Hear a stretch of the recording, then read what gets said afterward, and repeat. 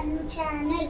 ಇವತ್ತು ನಮ್ಮಮ್ಮ ನುಗ್ಗೆಕಾಯಿ ಮಾಡ್ತಾ ಇದ್ದಾರೆ. ಬನ್ನಿ ಹೇಗೆ ಮಾಡೋಣ ಅಂತ ಹೇಳೋಣ. ನುಗ್ಗೆಕಾಯಿ ಫ್ರೈ ಮಾಡ್ತಾ ಇದ್ದೀನಿ.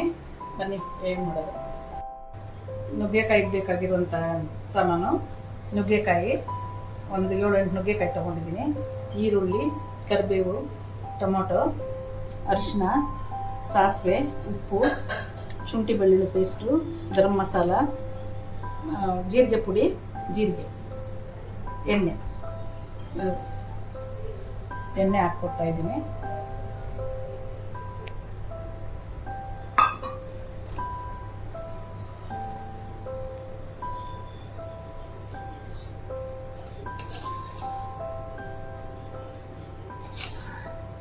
ಎಣ್ಣೆ ಕಾಯ್ತಾ ಇದೆ.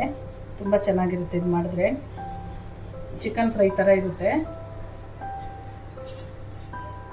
ಚಪಾತಿಗೆ, ಅನ್ನಕ್ಕೆ, ಪೂರಿಗೆ ಇಲ್ಲ ರಸ ಏನಾದರೂ ಮಾಡಿದ್ರೆ ಸೈಡ್ಗೆ ಹಂಚ್ಕೊಳ್ಳೋಕ್ಕೆ ಚೆನ್ನಾಗಿರುತ್ತೆ.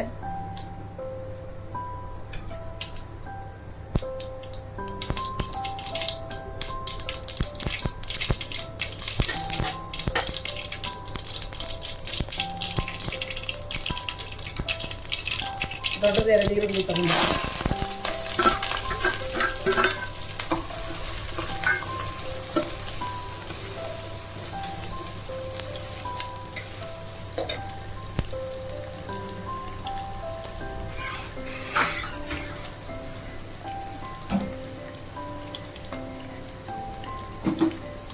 ಈರುಳ್ಳಿ ಬೇಯುವಾಗಲೇ ಉಪ್ಪು ಹಾಕ್ತಾ ಇದ್ದೀನಿ. ನಾನು ಕಲ್ಲು ಹಾಕ್ತೀನಿ.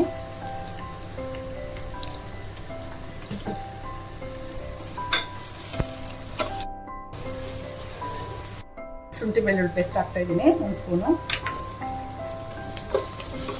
ಅದು ಹಸಿ ವಾಸನೆ ಹೋಗಿ ಚೆನ್ನಾಗಿ ರೋಸ್ಟ್ ಆಗಬೇಕು.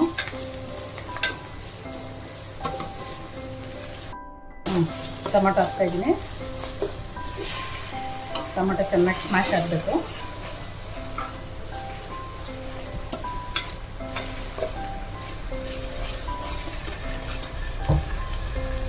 ಅರಿಶಿನ ಹಾಕ್ತಾ ಇದ್ದೀನಿ.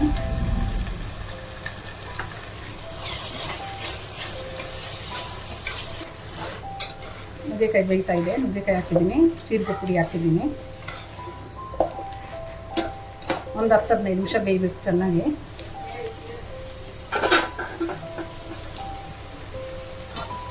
ಬೇಯ್ದು ಚೆನ್ನಾಗಿ ಅರ್ಧ ಬೆಂದಿದೆ. ಧನಿಯಾ ಪುಡಿ 2 ಸ್ಪೂನ್ ಧನಿಯಾ ಪುಡಿ,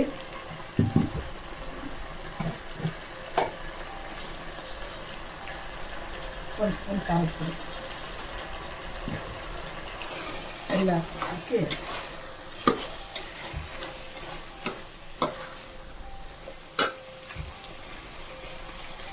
ಒಂದು ಸ್ಪೂನ್ ಗರಂ ಮಸಾಲ.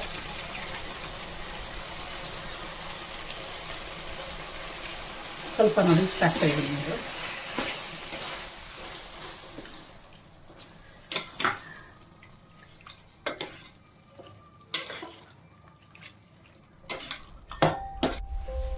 ಬೆಂದಿದೆ, ರೆಡಿಯಾಗಿದೆ ನುಗ್ಗೆಕಾಯಿ ಪಲ್ಯ.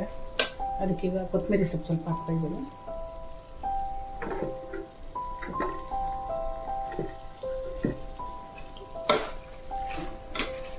ಚೆನ್ನಾಗಿ ಪಲ್ಯ